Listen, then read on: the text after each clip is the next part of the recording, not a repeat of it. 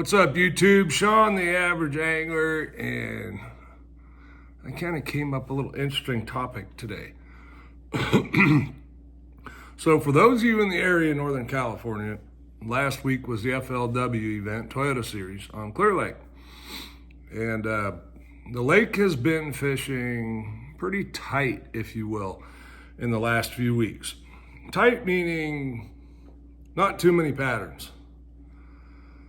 The winner of that event was doing something completely different from everybody else, and quite honestly, completely different from what the majority of the field was doing. Now, not to say that's the only way to win. I saw the area he was in. Had there been other anglers sharing that water with him, I don't think he would have won. It is a well-known area in some aspects, but with the lake level being higher this year, it's creating new staging areas. And Ken Ma was your winner. Started out, I think, with 21 pounds the first day, 29 day 2, and 31 day 3 with an 11 pounder. So great job, Ken Ma. Said he had a terrible practice, and then kind of ran into this as he was going. So the typical pattern right now on Clear Lake and what most people are doing is throwing swim baits, A-rigs, chatterbaits, and Carolina rig. All this stuff, most of the pressure is going to creek mouths out on the lake. Ken found an area, and I'm not going to say where it is. If you want to go look on the Major League Fishing site. From the pictures, you can tell very easily where it is if you know much about the lake. Anyway, what Ken was doing was flipping a jig into tules where the water was 8 to 10 feet. And this is my jig flipping box. You can see there's quite a few different slots there. So I do have quite a few colors. However, they're all pretty much natural craw patterns. Maybe a little bit of a bluegill type pattern. Still could be considered craw. Black blue is what Ken was throwing. This is a old jig. You see the rattle in there?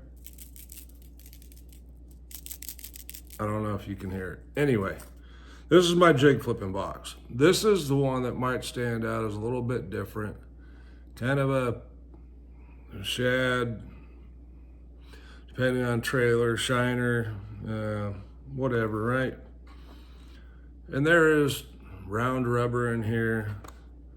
There's silicone. There's some fire craw, Texas craw, whatever you want to call it, whatever your brand color is. For flipping, I really like the Arky style head. You'll see that here. And this is TNT baits. Used to be Cooch's water jig. I think it's still called the water jig. I really like that jig. That's a round rubber. Getting into trailers, here's one that I've always liked, and I think this is just a Zoom chunk, right? Black, blue, Zoom chunk. This one is threaded on. Sometimes I'll just put it on over the hook. Most of the time though, I will thread that on. You see that's kind of a shorter hook shank. This is a G-Money jig. But you'll see all of mine pretty much are that Arky style head. And that's probably what's in this box. There's a Rage Bug trailer on that one. This one is a little bit different. And you'll see I've thrown that quite a bit. The paint's all knocked off of it. And I do believe this is a pepper jig. And I've had these for a long time. And that green pumpkin orange is a great one. All right, so anyway, here's one with a trailer.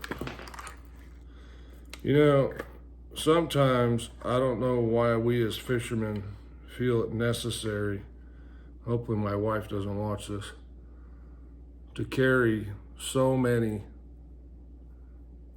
jigs. But I do, and that one you can barely see in there. That's just a crawbait.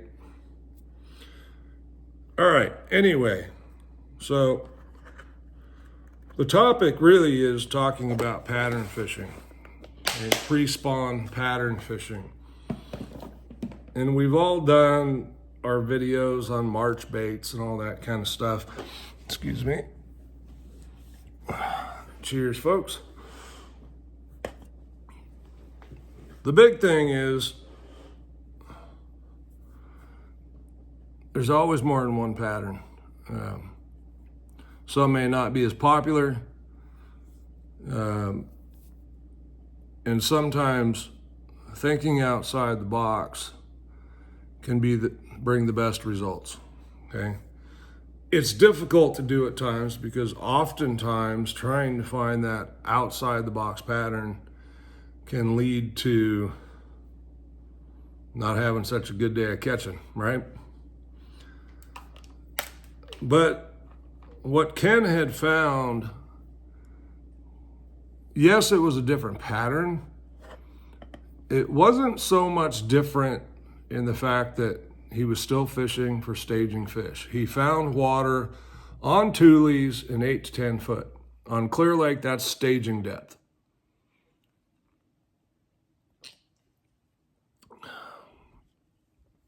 Especially if the water's got some color to it, which with all the rain and stuff and wind, I'm guessing there's some color on Clear Lake. And well, there usually is. Clear Lake's not so clear.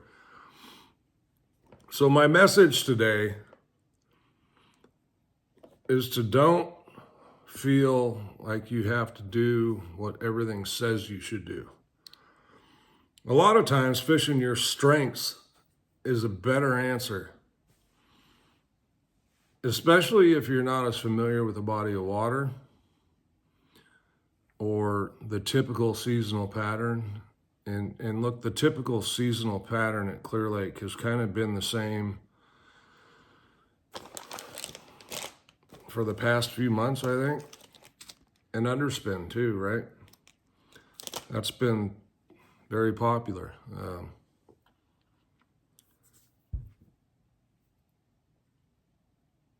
So next time you go out,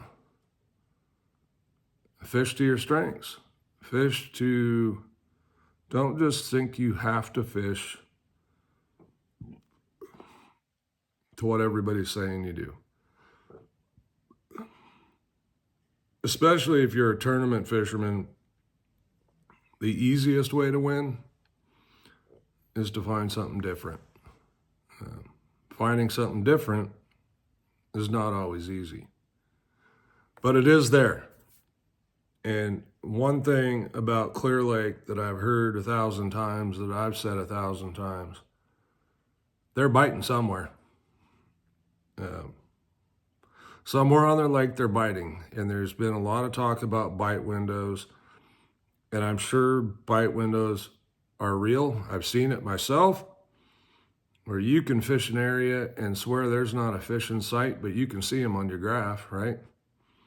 And then all of a sudden, for a 20, 25 minute period, those fish will move up, and anything you throw there, they'll eat. And then just as quick as it started, it's gone.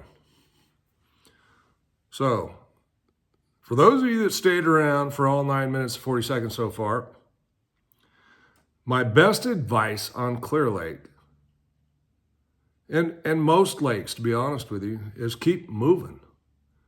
Don't spend too much time in one area. Keep moving until you find fish that want to eat. When you do, hunker down. When they stop, try a few different things. If it doesn't produce anything, move on again. All right? Sean, the Average Angler, thanks for watching. Really appreciate all the new subscribers and all of you watching my videos. Thank you much.